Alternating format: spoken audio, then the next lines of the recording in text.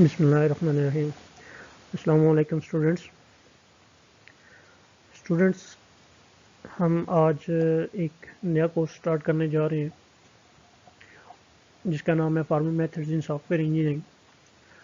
اس course کو start کرنے کا مقصد یا اس کے ویڈیو بنانے کا مقصد یہ ہے کہ آپ لوگوں کو جو کلاس روم میں نالج ملتا ہے وہ آپ کو اگر بعد میں ضرورت ہو تو آپ وہی لیکچر بعد میں سن سکیں یا وہی نالج آپ کو بعد میں مل سکے۔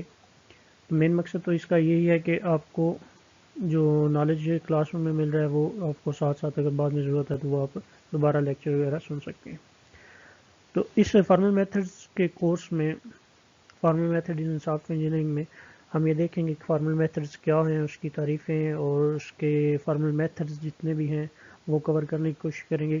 یہ دیکھیں گے کہ فارمل میتھڈز جو ہے وہ سافٹ ویئر انجینئرنگ میں کس طرح مددگار ثابت ہوتے ہیں، یا سافٹ ویئر انجینئرنگ کا جو پروسیس ہے اس کو ہم فارمل میتھڈز استعمال کر کے کس طرح بہتر کر سکتے ہیں، کس طرح ہم ایک ایسے سافٹ ویئر ڈیولپمنٹ کر سکتے ہیں جو بگ یا ایرر فری ہوں، جس میں غلطیاں نہ ہوں۔ تو ظاہر ہے فارمل میتھڈز کا استعمال اس میں بہت زیادہ فائدہ مند ہوگا۔ اس کے علاوہ ہم میتھمیٹیکل ماڈلنگ دیکھیں گے، فارمل میتھڈز کے استعمال کرتے ہوئے میتھمیٹیکل ماڈلنگ کیسے کی جاتی ہے، اور مختلف میتھمیٹیکل ماڈلز پڑھیں گے انشاءاللہ۔ یہ ساتھ ساتھ ہم چلتے جائیں گے تو یہ سارے ٹاپک انشاءاللہ کلیئر کرتے جائیں گے۔ آپ لوگوں کا فیڈ بیک جو ہے وہ بہت ضروری ہے، کیونکہ یہ پہلا لیکچر ہے اور اس میں جو فیڈ بیک ہوگا، جو آپ کی رائے ہوگی، کمنٹس ہوں گے، اس کی بنیاد پر پھر اس میں بہتری کی جا سکے گی۔ تو آپ کے فیڈ بیک کو جو ہے وہ ویلکم کیا جائے گا۔ اس سے پہلے میں اپنا تعارف کروا دوں، میرا نام اورنگزیب ہے اور میں نے ایم فل کمپیوٹر سائنسز میں کیا ہوا ہے۔ اچھا، آج کا لیکچر سٹارٹ کرتے ہیں۔ تو آج کے لیکچر میں ہم فارمل میتھڈز ڈسکس کرنے سے پہلے ہم سافٹ ویئر انجینئرنگ کو تھوڑا سا ٹچ کریں گے، کیونکہ فارمل میتھڈز جو ہے وہ سافٹ ویئر انجینئرنگ کی ایک شاخ ہے، اور ہمیں پہلے سافٹ ویئر انجینئرنگ اور soft where development life cycle جو ہے وہ کلیئر ہونا چاہیے، اس کے بعد ہم فارمل میتھڈز کی بات کرتے ہیں۔ تو سب سے پہلے آج فارمل میتھڈ سے بھی پہلے soft where development life cycle دیکھیں گے، پھر فارمل میتھڈز کو ڈیفائن کرنے کی کوشش کریں گے۔ فارمل میتھڈز کو ڈیفائن کرنے کے بعد اس کے کچھ ایڈوانٹیجز ڈس ایڈوانٹیجز دیکھیں گے، اس کے بعد کریٹیکل سافٹ ویئر یا کریٹیکل سسٹم جو ہے ان کی بات کریں گے، اور انٹیگریٹی لیول جو ہے وہ دیکھیں گے۔ تو سٹارٹ کرتے ہیں جی آج کا لیکچر۔ سب سے پہلے دیکھتے ہیں software development life cycle. اس لائف سائیکل سے پہلے ہمیں سافٹ ویئر انجینئرنگ کا کچھ پتہ ہونا چاہیے کہ سافٹ ویئر انجینئرنگ کیا ہے۔ اس کی تعریف کر لیتے ہیں کہ سافٹ ویئر انجینئرنگ کیا ہے۔ آپ لوگوں کا یہ پری ریکویسٹ کورس تھا سافٹ ویئر انجینئرنگ کا، تو امید ہے آپ کو سافٹ ویئر انجینئرنگ کی تعریف یا اس کی نو جو ہے وہ کلیئر ہوگی۔ بہرحال دیکھتے ہیں۔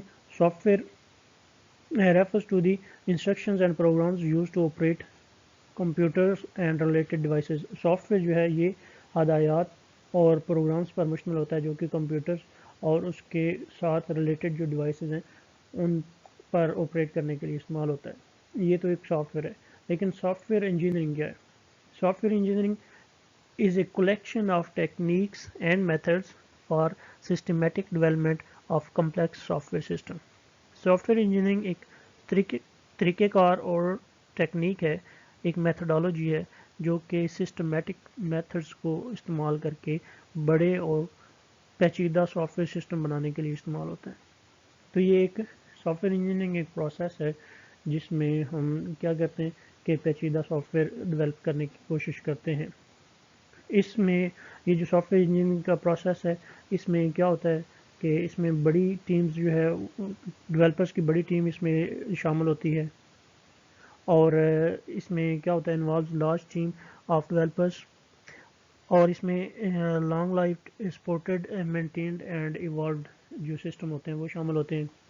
اس میں سافٹ ویئر انجینئرنگ میں یہ دیکھا جاتا ہے کہ سیفٹی کریٹیکل سسٹم بنائے جائیں جس میں فیلئر جو ہے وہ نہ ہو، نہ ہی لائف لاس جو ہے وہ ہو سکے، نہ ڈیزاسٹر ہو سکے، کیونکہ ہمارے پاس ایسے بہت سے سسٹم ہوتے ہیں جو کہ سیفٹی کریٹیکل ہوتے ہیں کہ اگر ان میں سیفٹی کے کچھ ایررز رہ جائیں تو وہ ڈیزاسٹر ہو سکتے ہیں، جس کی وجہ سے لائف لاسز جو ہیں وہ ہو سکتے ہیں۔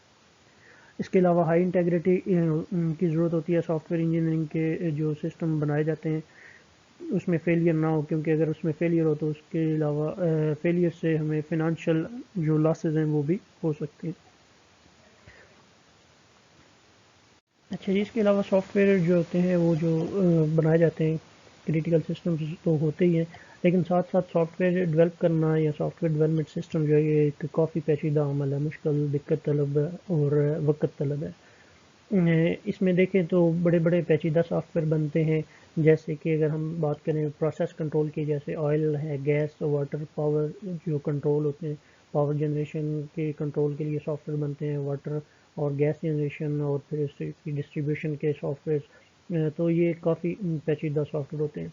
اس کے علاوہ اگر بات کریں ٹرانسپورٹیشن کی، تو اس میں ٹریفک کنٹرول کے یا آٹو پائلٹنگ کے سافٹ ویئر جو ہوتے ہیں ظاہر ہے وہ کافی زیادہ پیچیدہ اور مشکل ہوتے ہیں۔ تو اگر اس طرح کے سافٹ ویئر میں کچھ غلطی رہ جائے، کوئی ایرر رہ جائے، تو پھر اس سے کیا ہوتا ہے کہ بہت زیادہ نقصان ہو سکتا ہے۔ جیسے کہ اگر فرض کریں آٹو پائلٹنگ کا سافٹ ویئر ہے، تو اس میں کوئی غلطی یا ایرر رہ جائے تو اس سے کیا ہوگا کہ جو ایروپلین ہے وہ کریش بھی کر سکتا ہے، جس سے نہ صرف فنانشیل لاسز ہوتے ہیں بلکہ لائف لاسز بھی ہوتے ہیں۔ اس کے علاوہ ہیلتھ کیئر سسٹم جو ہیں وہ سسٹم یا سافٹ ویئر بنانا کافی زیادہ مشکل کام ہے، جس میں ہیلتھ کیئر کے سسٹمز میں اگر دیکھیں تو پیشنٹ مانیٹرنگ ہے، ڈیوائس کنٹرول اور ای ریکارڈ ہے پیشنٹس کا، تو یہ کافی مشکل سافٹ ویئر ہوتے ہیں۔ اس کے علاوہ فنانشیل سافٹ ویئر جو ہیں ان کی اگر مثال دیکھیں وہ بھی کافی مشکل ہوتے ہیں، جیسے آن لائن ٹریڈنگ ہے، ای ٹریڈنگ جس کو کہتے ہیں، آن لائن بینکنگ سسٹم جو ہے کافی پیچیدہ ہوتے ہیں اور اس میں سیکیورٹی اور رسک جو ہے وہ بہت زیادہ انوالو ہوتا ہے۔ اس کے علاوہ آٹومیٹڈ ٹیلر مشین جو ہے، اے ٹی ایم، وہ کافی زیادہ آپ لوگوں کو پتہ ہے کہ اس میں جو ہیکنگ وغیرہ بھی ہوتی ہے، لیکن یہ ایک رسکی کام ہوتا ہے اس طرح کے سافٹ ویئر بنانے کا۔ اس کے علاوہ ڈیفینس کے سافٹ ویئر جو ہیں، جیسے ویپن کنٹرولز ہے، سرویلینس ہے، انٹیلیجنس کے سافٹ ویئر جو ہوتے ہیں وہ بھی کافی زیادہ کریٹیکل ہوتے ہیں اور پیچیدہ ہوتے ہیں۔ مینوفیکچرنگ کے سافٹ ویئر کی مثال اگر دیکھیں تو اس کے پرائسیشن ملنگ ہے اور اسمبلی ہے، کیڈ ہے، جیسے کہ یہ سارے سافٹ ویئر جو ہیں یہ ڈیولپ کرنا کافی مشکل اور دقت طلب کام ہوتا ہے۔ تو ظاہر ہے اتنا مشکل کام ہے تو اس میں کچھ نہ کچھ غلطیز اور فلاز جو ہے وہ رہ جاتے ہیں، جس کی وجہ سے کیا ہوتا ہے کہ بہت زیادہ نقصانات تو ہو سکتے ہیں، فنانشیل نقصانات بھی ہو سکتے ہیں اور زندگیوں کے نقصانات بھی ہو سکتے ہیں۔ اگر اس میں جو سافٹ ویئر ڈیولپ ہم کر رہے ہیں اس میں ہم ایک میتھڈالک طریقہ استعمال نہ کریں تو ظاہر ہے اس میں کچھ نہ کچھ غلطیاں رہ جاتی ہیں، تو وہ طریقہ کار فارمل میتھڈس کی صورت میں ہمیں ملتا ہے۔ آگے چل کے دیکھیں گے فارمل میتھڈس کو، فی الحال اس کا دیکھتے ہیں software development life cycle کو۔ سافٹ ویئر ڈیولپمنٹ جو ہے اس کو ریوائز کر لیتے ہیں یا اس کا لائف سائیکل کو۔ When creating a software, there are few engineering stages that is normally be followed to ensure that the software is built within the time and budget. Soft where کو جب develop کیا جاتا ہے تو مختلف engineering کے مراحل ہوتے ہیں جن کو فالو کیا جاتا ہے تاکہ ہم یہ انشور کر سکیں کہ سافٹ ویئر جو ہے وہ اپنے وقت پر اور اپنے بجٹ کے اندر بن چکا ہے۔ These stages collectively are called the software development life cycles. In stages کو، ان مراحل کو soft where development life cycle کہتے ہیں اور یہ 7 مراحل ہوتے ہیں سافٹ ویئر ڈیولپمنٹ۔ اچھا جی، اس کے بعد جو انیشیل اسٹڈی ہوتی ہے اس کے بعد انالسس ہوتا ہے software development life cycle میں، کہ جو آئی ٹی ٹیم ہے وہ انالسس کرتی ہے مختلف جو آبجیکٹس ہیں، جیسے کہ ریکوائرمنٹ گیدرنگ کی جاتی ہے اور اس کی آبزرویشن کی جاتی ہے کہ کون کون سے ریکوائرمنٹس ہیں سسٹم کی، فارمل ریکوائرمنٹس، فنڈامنٹل ریکوائرمنٹس کون کون سی ہیں۔ اس کے علاوہ انٹرویوز کے ذریعے سے یوزر سے مزید معلومات لی جاتی ہیں کہ سسٹم میں کیا کیا چیزیں وہ شامل کرانا چاہتا ہے۔ After the client has agreed to the proposal and price, the team will go and study the current system with the intention to discover the source of the problem. کہ جو سورس پرابلم جو system develop کرنا ہے اس کا source کیا ہے، اس کی requirements کیا ہیں، وہ ساری چیزیں حاصل کی جاتی ہیں اور پکچوریل ریپرزنٹیشن بنائی جاتی ہے ریکوائرمنٹس حاصل کرنے کے لیے۔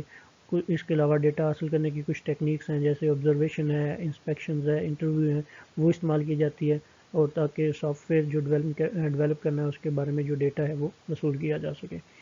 اچھا جی، اس کے بعد نیکسٹ فیز جو ہے software development life cycle کی وہ ہے ڈیزائن۔ ڈیزائن میں کیا ہوتا ہے کہ after the client agrees with the analysis finding, the client will choose one solution From this solution, the system designers will create the specification.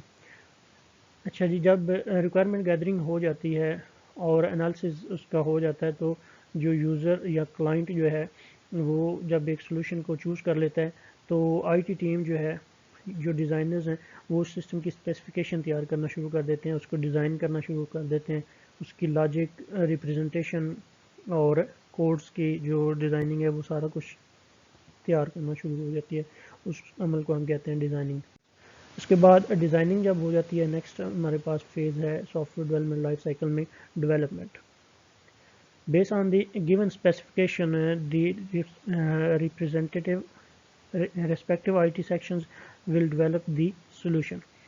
جو specification designing team نے فراہم کیا اس کی بنیاد پر جو ڈیولپمنٹ ٹیم ہے وہ سولوشن ڈیولپ کرنا شروع کرے گی اور مختلف پروگرامنگ لینگویجز اور سافٹ ویئر کی ٹیکنیک کو استعمال کرتے ہوئے سولوشن جو ہے وہ پرابلم کا سولوشن جو ہے وہ ڈیولپ کیا جائے گا.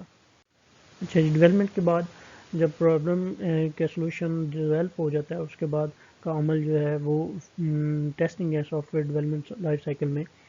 The test documents, test plans and test cases are normally created by the system analyst during the development stages. Development stages کے دوران جو سسٹم انالسٹ ہیں انہوں نے ٹیسٹ پلان بنائے ہوتے ہیں، ٹیسٹ کیسز تیار کی ہوتی ہیں، اور جو ٹیسٹنگ ٹیم ہے وہ ان ٹیسٹ پلانز اور ٹیسٹ کیسز کو استعمال کرتے ہوئے وہ کیا کرتی ہیں کہ سسٹم کو ٹیسٹ کرتی ہے. اس کے علاوہ سسٹم یا جو سافٹ ویئر بنایا جا رہا ہے جو ڈیولپ ہو چکا ہے اس کو تھرڈ پارٹی سے بھی ٹیسٹ کروایا جاتا ہے تاکہ اس میں کوئی ایررز کا امکان نہ رہ سکے. اگر ایررز ہیں تو ان کو تلاش کیا جا سکے. تو ٹیسٹنگ کے فیز کے بعد، اگر ٹیسٹنگ کے فیز کے بعد جو غلطیاں، ایررز آئی ہیں، بگس آئیں، ان کو کلیئر کرنے کے بعد کیا جاتا ہے جب یہ انشور ہو جائے کہ اب سسٹم میں کوئی ایرر موجود نہیں ہے یا سسٹم ریکوائرڈ رزلٹ فراہم کر رہا ہے تو اس کو پھر امپلیمنٹ کیا جاتا ہے. تو software development life cycle میں امپلیمنٹیشن از ہے ٹیسٹنگ کے بعد. In this stage onward, the software is no longer on a concern. The main objective now will be to prepare the environment. The implementation plan will list the tasks necessary to prepare the environment to accept new software, such as initialization, training, conversion of data, changeover methods, etc. Implementation میں کیا ہوتا ہے کہ جب testing ہو جاتی ہے اس کے بعد امپلیمنٹیشن پلان بنائے جاتے ہیں کہ کس طرح سافٹ ویئر کو امپلیمنٹ کرنا ہے، اس کی انسٹالیشن، سافٹ ویئر کی ٹریننگ، جو یوزر سافٹ ویئر کو استعمال کریں گے ان کی ٹریننگ، اس کے بعد کنورژن آف ڈیٹا کو کنورٹ کر کے سافٹ ویئر میں کیسے استعمال کرنا ہے، یہ سارے سسٹم جو ہے وہ امپلیمنٹیشن، یہ سارا پروسیس امپلیمنٹیشن کہلاتا ہے. اچھا جی، جب امپلیمنٹیشن ہو جاتی ہے اس کے بعد ریویو ہوتے ہیں کہ سافٹ ویئر جو ہے وہ کیا کام کر رہا ہے، کیسے کر رہا ہے، اس کے رزلٹ کس طرح کے نکل رہے ہیں، کوئی ایرر تو نہیں ہے. یہ سارے ریویو جو ہے یہ اس میں software development life cycle کا لاسٹ جو مرحلہ ہے. This is the final stage where the software user end team will sit down to review the software performance and to decide negotiation on maintenance contract. کہ software develop ہو گیا، اس کے بعد اس کو implement بھی کر دیا، تو اب کیا ہوگا کہ جو یوزرز ہیں اور جو سافٹ ویئر ڈیولپمنٹ ٹیم ہے وہ سٹ ٹوگیدر ہوں گے اور دیکھیں گے سافٹ ویئر کی پرفارمنس کیا، اور پھر یہ بھی ڈیسائیڈ کریں گے کہ آگے چل کے اس سافٹ ویئر کو مینٹین کرنے کے لیے جو ان کے آپس میں کانٹریکٹ ہے وہ کریں گے. تو یہ تھا جی software development life cycle, یہ طریقہ کار ہے سافٹ ویئر کو ڈیولپ کرنے کا. لیکن یہ جو میتھڈالوجی ہے، یہ طریقہ کار جو ہے یہ استعمال ہوتا ہے، لیکن اس کے باوجود سافٹ ویئر جو ہے ہوتے ہیں اس میں کچھ نہ کچھ ایرر اور غلطیاں جو ہے ان کے امکان رہ جاتے ہیں، جس کی وجہ سے کافی فنانشیل اور لائف لاسز بھی ہو سکتے ہیں. اچھا جی، جب ہم دیکھتے ہیں کہ software engineering development life cycle, اس کے بعد اگر ہمارے پاس ٹاپک ہے انٹروڈکشن ٹو فارمل میتھڈس، کہ فارمل میتھڈ جو ہے اس کا تعارف. Formal methods are system design techniques that use specified mathematical models to build software and hardware systems. In contrast to other design systems, formal methods use mathematical proof as a complement system testing in order to ensure correct behavior. Formal methods جو ہیں یہ کیا ہیں؟ یہ اصل میں system designing techniques ہیں جس کے ذریعے سے میتھمیٹیکل اسپیسیفکیشنس کو میتھمیٹیکل ماڈلس کو استعمال کر کے جو سسٹمز کی اسپیسیفکیشن بنائی جاتی ہے اور اس کے اسپیسیفکیشن کے بعد اس کو پروف دیکھے جاتے ہیں، ویلیڈیٹی چیک کی جاتی ہے فارمل میتھڈ سے کسی بھی سسٹم کی کہ کیا وہ کریکٹ بیہیویئر یا کریکٹ رزلٹ فراہم کر رہا ہے یا نہیں کر رہا۔ Formal methods refers to a variety of mathematical modeling techniques that are applicable to computer system design.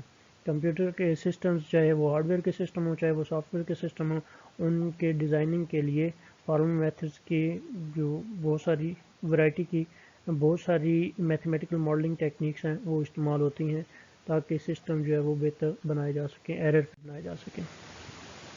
ایک اور تعریف دیکھ لیتے ہیں فارمل میتھڈس کی۔ Formal method is a way to takes the specification written in natural language and converts it into the mathematical equation. Formal method اصل میں کیا ہے؟ ایک ایسی ٹیکنیک ہے جو کہ جو کہ ہماری زبان میں نیچرل زبان میں لکھی گئی کسی بھی اسپیسیفکیشن کو میتھمیٹیکل فارمولا میں یا میتھمیٹیکل اسٹیٹمنٹ میں کنورٹ کرتی ہے۔ جیسے ایک مثال ہم عام زندگی میں دیکھتے ہیں کہ ہم کہتے ہیں کہ x is greater than 2، تو اس کو ہم یہ لکھ سکتے ہیں ایکس اور اس کے بعد اینگل بریکٹ کو استعمال کر کے گریٹر دین کے سائن کو استعمال کر کے 2 لکھیں گے تو وہ میتھمیٹیکل نوٹیشن بن جائے گی ایکس از گریٹر دین 2۔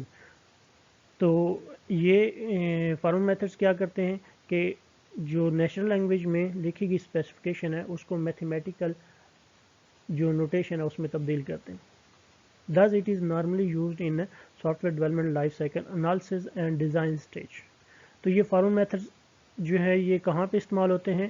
یہ ڈیزائن میں اور انالسس میں، software engineering development life cycle کے ڈیزائن اور انالسس میں استعمال ہوتے ہیں۔ Thus it is normally used in the software development life cycle analysis and design stage۔ تو یہ انالسس اور ڈیزائن سٹیج میں استعمال ہوتے ہیں۔ The natural language usually contains ambiguous, incomplete and inconsistent statement۔ اصل میں کیا ہوتا ہے کہ جو نیچرل لینگویج کے اندر اسٹیٹمنٹس لکھی ہوتی ہیں، اسپیسیفکیشن لکھی ہوتی ہیں، وہ عام طور پر انکنسسٹنٹ ہوتی ہے، ایمبیگوس ہوتی ہے، غیر واضح ہوتی ہیں اور کمپلیٹ نہیں ہوتی، مکمل نہیں ہوتی۔ تو پھر کیا کیا جاتا ہے، ان اسپیسیفکیشنس کو چاہے وہ انگلش میں ہے چاہے وہ کسی بھی نیشنل لینگویج میں، ان کو میتھمیٹیکل نوٹیشن میں تبدیل کیا جاتا ہے تو وہ مکمل، تاکہ ان کی ایمبیگیوسی ختم کی جا سکے اور وہ مکمل بھی ہوں۔ Once the specification in English, for example, is translated to a mathematical form, it will remove all ambiguity and uncertainty in that statement۔ کہ کسی بھی اسٹیٹمنٹ کی ایمبیگوٹی جو ہماری نیشنل لینگویج کی اسٹیٹمنٹ ہے اس کی ایمبیگوٹی کو ختم کرنے کے لیے اس اسٹیٹمنٹ کو میتھمیٹیکل فارم میں تبدیل کیا جاتا ہے تاکہ اس کی ایمبیگوٹی اور انسرٹینٹی جو ہے وہ ختم کی جا سکے۔ تو ظاہر ہے جب اس کی ایمبیگوٹی انسرٹینٹی ختم ہو جائے گی تو ہم پھر اس ماڈل کو جو میتھمیٹیکل فارم ہے اس کو استعمال کر کے ایسے سافٹ ویئر بنا سکیں گے جن کے اندر ایمبیگوٹی نہ ہو اور انسرٹینٹی نہ ہو اور وہ کریکٹ رزلٹ فراہم کریں۔ اس کے علاوہ ایک دو اور تعریفیں دیکھ لیتے ہیں کہ فارمل میتھڈس کیا ہیں اور کون کون سے ماڈلز ہیں فارمل میتھڈس کے جو ہم استعمال کریں گے آگے چلیے۔ Formal method will also bring to light all different probable perspective to any given variable and function that could have been hidden behind the English language. This can be done using number of formal languages such as 7 notation, VDM, algebra, functional programming, etc۔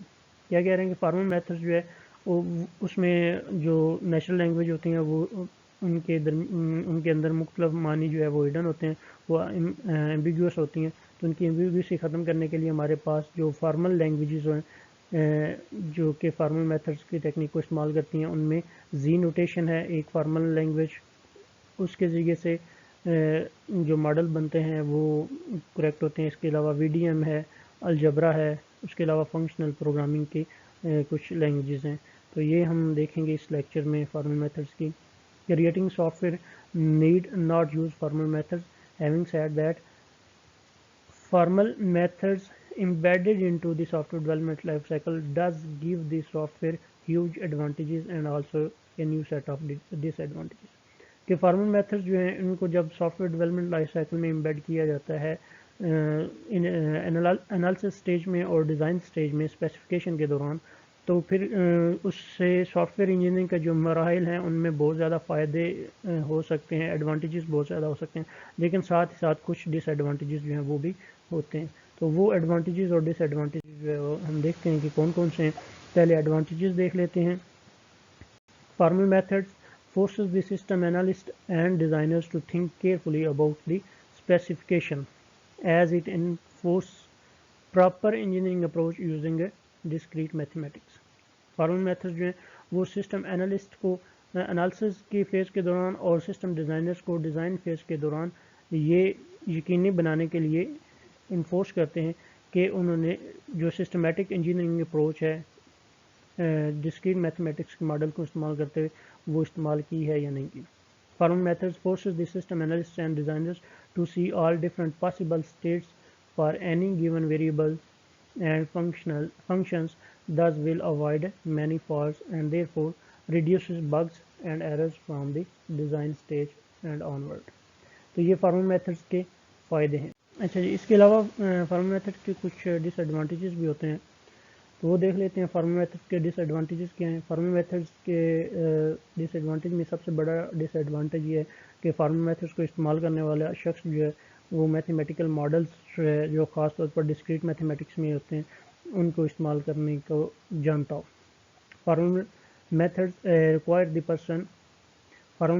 requires the person to know how to apply discrete mathematics. Formal methods require the person to know how to apply discrete mathematics. It will obviously slow down the analysis and design stage.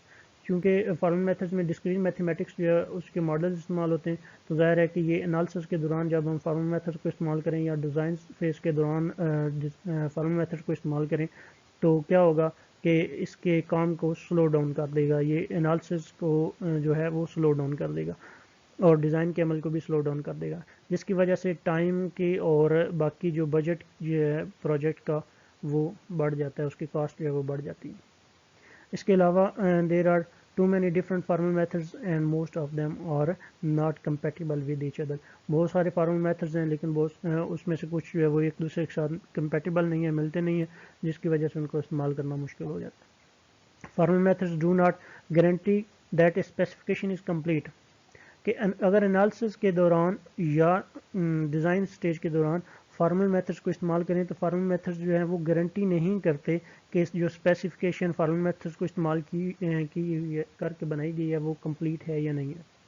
For each variable and function it just forces the system analyst and designers to view the specification from a different perspective, but it does not guarantee that the variables and function will not be left out. تو یہ کچھ ڈس advantages تھے formal methods کے. اچھا جی، اس کے بعد ہم دیکھیں گے critical soft where. Critical soft where جو ہیں وہ اس کو ہم کہہ سکتے ہیں کہ یہ کچھ ایسے سافٹ ویئر ہوتے ہیں جو کہ اتنے زیادہ سنجیدہ ہوتے ہیں، یعنی کہ اس میں اتنے زیادہ اہمیت کے حامل ہوتے ہیں کہ کوئی غلطی اگر رہ جائے تو وہ کافی زیادہ نقصان ان سے ہوتا ہے. تو کریٹیکل سافٹ ویئر میں سب سے پہلے ہے بزنس کریٹیکل سافٹ ویئر یا سسٹمز، اور اس کے بعد مشن کریٹیکل سسٹمز اور سیفٹی کریٹیکل سسٹم. ان کی بات کرتے ہیں باری باری. Business critical system. Business critical system جو ہیں وہ کیا ہیں؟ Business critical systems refers to a system where the honesty and integrity of the business is paramount. کہ بزنس کی آنیسٹی اور بزنس کا جو ورتھ ہے وہ سب سے زیادہ ضروری ہوتی ہے، وہ سب سے زیادہ اہم ہوتی ہے. All data kept in the system must be accurate all the time. تو سسٹم کے اندر جو ڈیٹا موجود ہے وہ ہر وقت ایکوریٹ ہونا چاہیے، درست ہونا چاہیے. if the data is found the entire process must be stopped and allow correction. اگر ڈیٹا جو ہے اس میں فالٹ ہے، اگر کوئی بھی فالٹ آ جائے گا ڈیٹا میں تو تمام سسٹم بیٹھ جائے گا اور اس میں کریکشن جو ہے وہ کرنی پڑے گی. تو یہ بزنس کریٹیکل سسٹمز کون سے ہوتے ہیں؟ زیادہ تر گورنمنٹ کی ایجنسیز، گورنمنٹ کے اداروں کی طرف سے بنائے گئے سسٹم جو ہوتے ہیں وہ بزنس کریٹیکل سسٹم ہوتے ہیں۔